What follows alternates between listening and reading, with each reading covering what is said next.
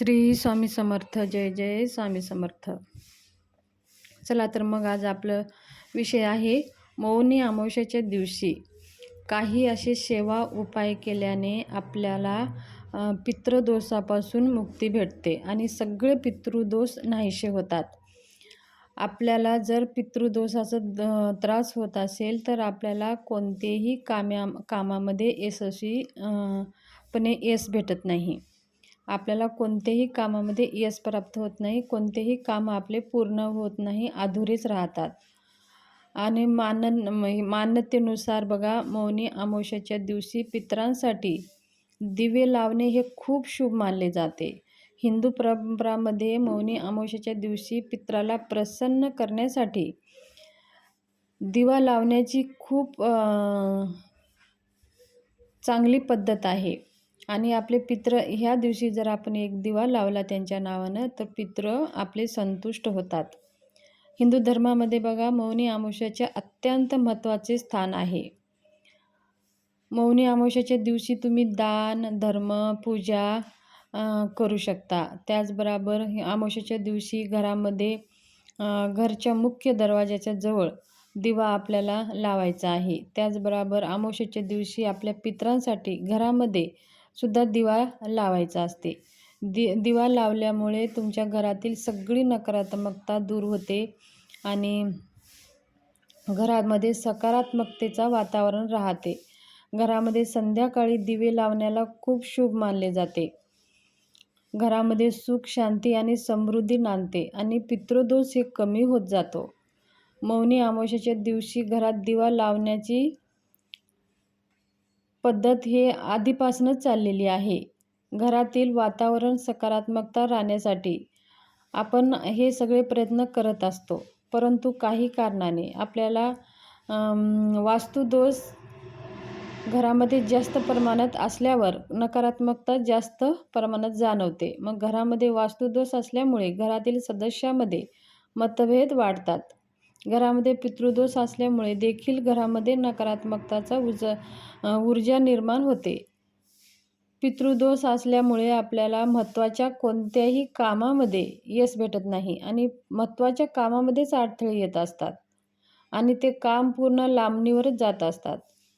माघ महिन्याच्या शुक्ल पक्षातील अमावस्या तिथीला मौनी अमावस्या साजरी केली जाणार आहे. ह्या वर्षी 29 जानेवारी 2025 रोजी मौनी अमावस्या साजरी केली जाणार आहे. ह्या दिवशी भक्त पवित्र नद्यांमध्ये स्नान करतात आणि मौनी अमावस्येच्या दिवशी तर्पण, पिंडदान, पितरांना श्राद्ध असे विधी केल्याने सुद्धा तुमच्या घरातील पितृदोष दूर होण्यास मदत होते. अमावस्येच्या दिवशी बघा, प्रयागराजमध्ये संगमामध्ये आता स्नान आणि दान करण्याचे विशेष महत्त्व आहे. ह्या महाकुंभामध्ये यावर्षी मौनी अमावस्या साजरी केली जाणार आहे. जर तुम्ही जाऊन प्रयागराजमध्ये जाऊन स्नान केला, दानधर्म केला तर तुमचे पितृ हे संतुष्ट होणारच. मौनी अमावस्येच्या दिवशी घरामध्ये दिवे लावल्याने सुद्धा पितृदोषापासून आपल्याला मुक्ती भेटत असते. तुमच्या पितरांसाठी दिवे लावणे म्हणजे धार्मिकदृष्ट्या हे खूप शुभ मानले जाते. मौनी अमावस्येच्या दिवशी घरात दिवे लावल्यामुळे तुमच्या पितरांच्या आत्म्याला तर शांती मिळतेच आणि तुमचे वंशजांना त्यांचा आशीर्वाद प्राप्त होतो. म्हणजे आपले वंश आहेत त्यांना ते आशीर्वाद प्राप्त होत असतो. दिवे लावण्याची बघा योग्य पद्धत कशी आहे. मौनी अमावस्येच्या दिवशी संध्याकाळी आपल्याला एक मातीचा दिवा घ्यायचा आहे. पाण्याने स्वच्छ धुवून घ्यायचा आहे आणि त्याला वाळून घ्यायचा आहे. त्यानंतर दिव्यामध्ये एक वात घ्यायची आहे. एक वाताचे 2 वाता असे करायचे आहेत. त्या दिव्यामध्ये मोहरीचं किंवा तिळाचं तेल टाकायचं आहे आणि घरच्या बाहेर दक्षिण दिशेकडे तोंड करून हा दिवा लावायचा आहे. कारण ती पितरांची दिशा आहे. दक्षिण दिशा ही पितरांची दिशा मानली जाते आणि रात्रभर दिवा तसाच ठेवा. म्हणजे घरामध्ये पितरांचे चित्र आपल्या घरामध्ये पितरांचं जर चित्र फोटो असेल तर त्यांच्या जवळसुद्धा आपल्याला एक दिवा लावायचा आहे. धार्मिक मान्यतेनुसार मौनी अमावस्येच्या दिवशी पितृ हे पृथ्वीवर येत असतात आणि त्या दिवशी ते त्या वंशजाकडून अर्पण केलेली देणगी आणि दान धर्म ही अपेक्षा ते करत असतात.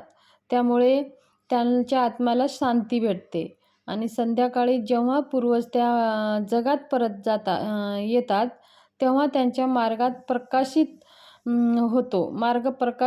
होतो आणि त्याच्यासाठी हे रात्रभर दिवे लावले जातात. त्यांचा मार्ग प्रकाशित करण्यासाठी हे दिवे लावले जातात. असे केल्याने पितृ आपले संतुष्ट होतात आणि आपल्याला ते आशीर्वाद देतात. म्हणून ही दिवा लावण्याची खूप योग्य आणि धार्मिक पद्धत आहे. ही खूप परंपरेनुसार चालत आलेली परंपरा आहे. दर अमावस्येला पितरांची सेवा करायचीच असते, पण मौनी अमावस्या हे खूप महत्त्वाचं स्थान आहे. म्हणून मौनी अमावस्येच्या दिवशी आवर्जून आपल्या पितरांसाठी जेवढे शक्य होईल दान, धर्म, पिंड, तर्पण ह्या सगळ्या विधी करून संध्याकाळी एक दिवा आवर्जून असा लावायचा आहे. त्याचबरोबर आपल्या पितरांच्या सद्गतीसाठी पितरांना संतुष्टी भेटावं म्हणून ह्या दिवशी आपल्याला दुपारी 12 ते 12:30 ह्या वेळेमध्ये एक वाटीभर भात शिजवायचा आहे. आळणी त्याच्यात टाकायचं नाही. बगर आळणीचं भात शिजवून एका पत्रावळीवर ते सगळं भात ओतून द्यायचं आहे आणि मग त्या भातावरती आपल्याला 2 चम्मच दही टाकायची आहे. थोडेसे काळे तीळ टाकायचं आहे.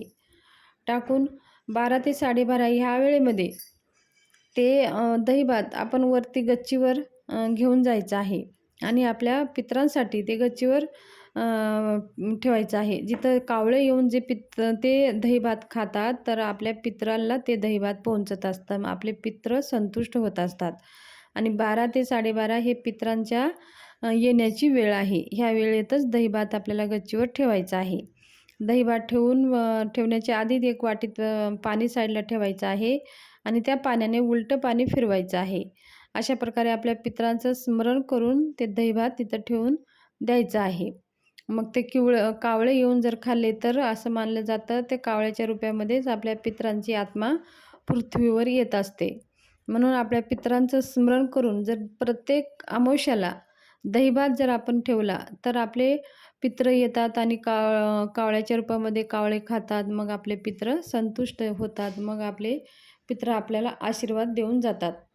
मग आपले पितृ संतुष्ट झाले, त्यांचा आशीर्वाद आपल्याला भेटलं तर आपल्याला कोणत्याही महत्त्वाच्या कामामध्ये कधीही अडथळे येत नाहीत. म्हणून आपल्या पितरांना सद्गतीसाठी ही सेवा आवर्जून करा.